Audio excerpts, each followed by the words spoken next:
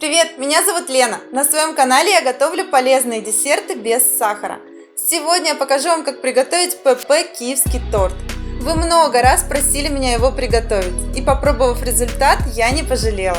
Хрустящие коржи безе с орехами прекрасно сочетаются с нежным масляным кремом, как с белым сливочным, так и с шоколадным.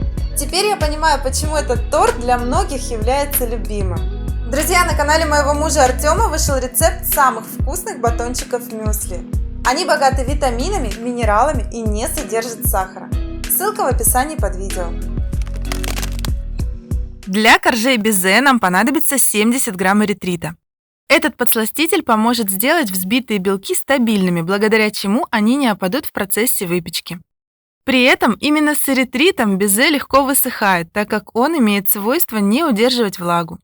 Но очень важно измельчить эритрит в мелкую пудру еще до взбивания белков. Это можно сделать с помощью блендера или кофемолки.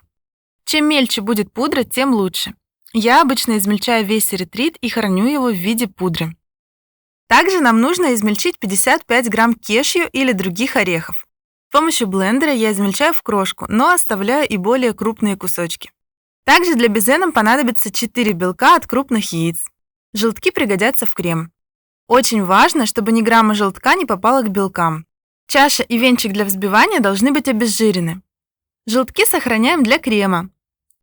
К белкам добавляем 70 грамм эритрита, измельченного в пудру, 5 грамм интенсивного подсластителя и 1 грамм соли. Начинаем взбивание на низкой скорости. Когда появилась пена, увеличиваем скорость миксера до средней или высокой. Здесь нам очень важно не перевзбить белки, нужно вовремя остановиться. Поэтому тщательно следим за консистенцией. Когда вы видите, что на поверхности белковой массы образуются вот такие мягкие пики, проверьте белки на готовность. Если масса стала неподвижна при повороте чаши, то нужно заканчивать взбивание. В 2 захода вводим кешью. И аккуратными движениями перемешиваем. При добавлении орехов, как и любых жиров, белки немного опадают. Это нормально, спасти от этого может разве что большое количество сахара в рецепте. Поэтому с нашим тестом действуем быстро и аккуратно. Как только кешью вмешан равномерно, перекладываем половину теста в форму. У меня это кольцо диаметром 16 см, которое стоит на антипригарном коврике. Разравниваем тесто внутри формы, переставляем кольцо на другое место и выкладываем вторую часть теста. Также разравниваем. Таким образом, используя одну форму, можно испечь 2 коржа. Хотя, в принципе, можно и без формы распределить тесто кругами. Главное действовать быстро и нигде не задерживаться. Отправляем коржи в духовку, разогретую до 150 градусов Цельсия на 20 минут. Потом снижаем температуру до 120 градусов и сушим еще около 1 часа, до состояния безе. Можно использовать конвекцию, так сушка проходит быстрее. Коржи готовы, когда они легко отходят от коврика, становятся легкие и твердые, абсолютно не гибкие. Такие коржи могут дать небольшие затвердевшие потемнения внизу. В данном случае это скорее норма, чем ошибка, так как введение жирного компонента орехов немного осаживает белки, за счет чего часть их возвращается в жидкое состояние, стекает вниз и запекается вот такой темной карамелькой. Их можно аккуратно отломить, а можно оставить так, в торте они незаметны.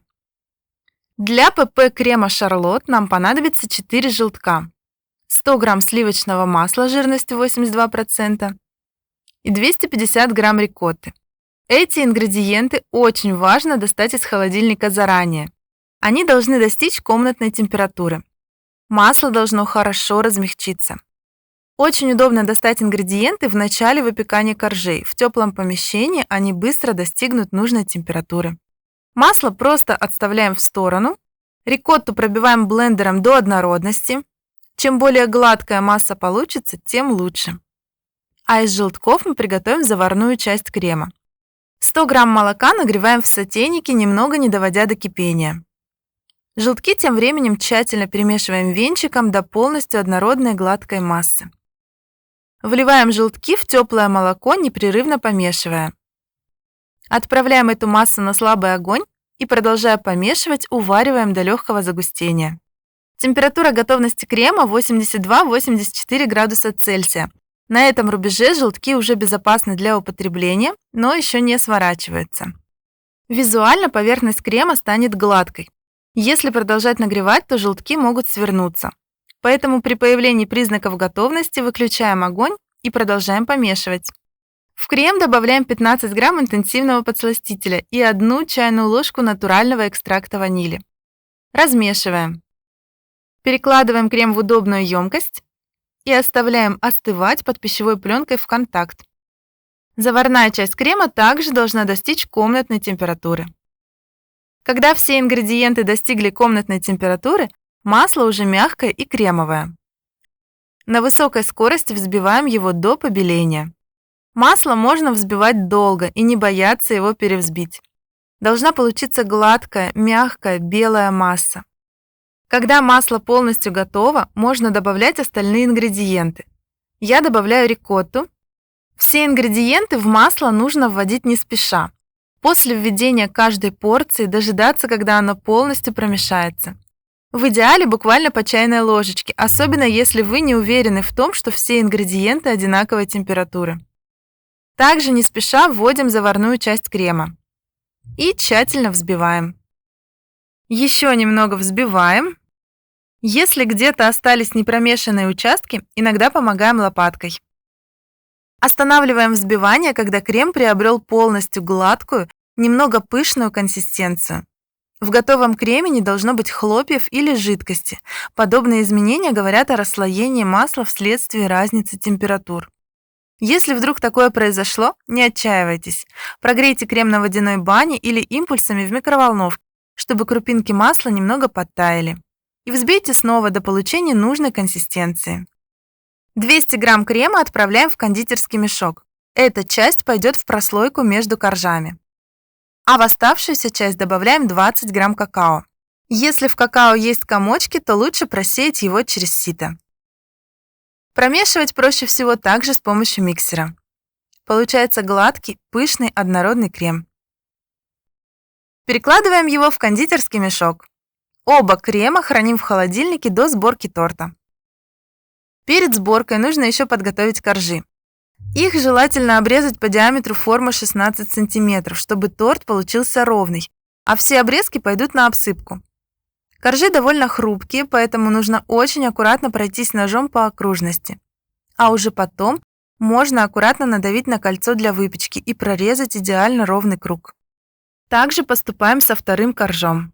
Приступаем к сборке торта. На подложку выкладываем немного крема, чтобы зафиксировать торт. Первый корж и весь ванильный крем. Собирать такой торт легко можно без кольца, так как масляный крем очень стабильный, он абсолютно не течет и прекрасно держит форму. Конечно, если вы его хорошо охладили. Разравниваем слой крема сверху, немного сбоку. И выкладываем второй корж.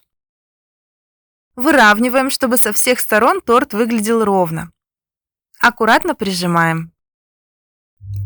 Покрываем торт шоколадным кремом из кондитерского мешка. Сбоку и сверху.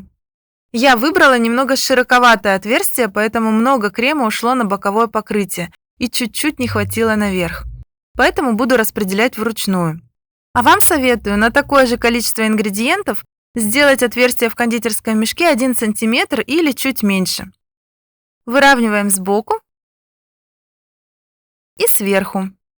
Здесь нет необходимости добиваться идеальной формы, если вы также планируете посыпать крошкой и поливать глазурью. Хотя в целом такой крем очень хорошо поддается выравниванию, так что при желании можно выровнять идеально. Протираем салфеткой подложку. Подготовим крошку из безе. Оно крошится очень легко, просто руками. Покрываем крошкой боковую поверхность торта. И самый край верхушки тоже. Верх можно покрыть рисунком из кондитерского мешка. Для этого нужно оставить небольшой запас крема или приготовить его побольше. А я просто полью верхушку ПП шоколадной глазурью. Ее рецепт уже есть на моем канале. Для застывания глазури достаточно 20 минут в холодильнике. Но для легкой пропитки я все-таки рекомендую оставить торт в холодильнике как минимум на 4 часа. Очень простое оформление у этого тортика. Крошка из безе смотрится так по-домашнему и создает эффект уютного, будто бархатного торта. Давайте его разрежем. Хрусткость безе чувствуется уже при нарезании. Именно масляный крем в киевском торте не дает безе промокнуть. Если вы попробуете прослоить этот торт не масляным кремом, безе полностью потеряет свою хрустинку. Оно моментально впитывает влагу. А здесь получилось отлично. За несколько часов в холодильнике слои хорошо объединились, и безе стало не настолько ломким, но при этом полностью сохранило свою хрустинку. И даже через 2 суток безе остается хрустящим. Скажу также, что масляные кремы мне никогда не нравились. Но в моем ПП-варианте крема Шарлотт прекрасно сочетается насыщенный сливочный вкус с довольно легкой, не слишком маслянистой текстурой и отсутствием тяжести в животе после съеденного кусочка. Белый крем обладает насыщенно сливочным вкусом, а шоколадный – легким шоколадным вкусом, без характерной горчинки, просто сладким и нежным. И орешки в коржах здесь оказались к месту. В общем, в моем листе понравится даже тем, кто не на ПП, очередное пополнение. Готовьте с удовольствием, готовьте красиво и радуйте своих родных и близких полезными сладостями. Если вам понравилось это видео, ставьте лайк, мне будет очень приятно. Подписывайтесь на мой канал и делитесь этим видео с друзьями. Пока!